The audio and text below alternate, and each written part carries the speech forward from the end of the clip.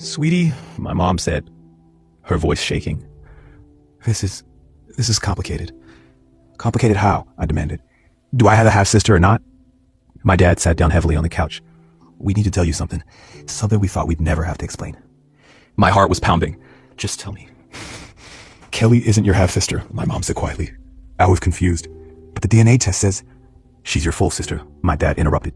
I laughed. I actually laughed because it was so absurd. That's impossible. I'm an only child. I've always been an only child. No, honey, my mom said, tears streaming down her face now. You're not. You had a twin sister. You were both born at St. Mary's Hospital in April 1992. And the room started spinning. What are you talking about? I was born in July 1994. I've seen my birth certificate.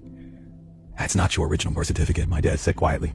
We had to get you a new one after what happened. After what happened? I was practically yelling now. My mom looked at my dad, then back at me. There was a mix-up at the hospital. You and another baby were accidentally switched. We brought home the wrong baby. We didn't find out until when?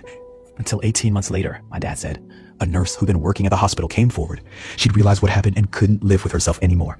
She contacted both families. I couldn't breathe. So Kelly, the baby you brought home wasn't you, my mom whispered. Our biological daughter was being raised by Sandra and Mike Morrison. And we've been raising their biological daughter. The baby we now knew wasn't ours. So what did you do? I asked, even though part of me didn't want to know. The Morrisons wanted their biological daughter back, my dad said. And legally, they had every right to her. And we wanted our biological daughter back, one of you back. So you just traded us like we were objects? It wasn't like that, my mom said desperately. It was the most painful thing we ever went through.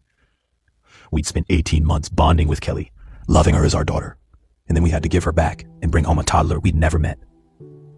Why don't I remember any of this? You were only 18 months old, my dad explained. Too young to form permanent memories. We moved to a different state, got you a new birth certificate with your real birth date and started over. The Morrisons did the same. We all agreed never to contact each other again, to let both girls grow up without the confusion and trauma. I felt like I was going to throw up. So my entire life is a lie? No, my mom said. You're our son. You've always been our son. You've got you back a little late. Does Kelly know? I asked. Do her parents know about me?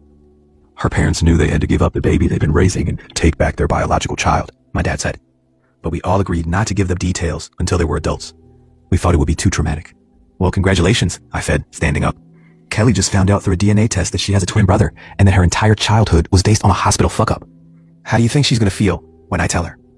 Please, my mom begged. Think about this. Think about what telling her would do to her parents, to everyone involved. But I was already walking out the door. I got in my car and just drove. My mind was racing.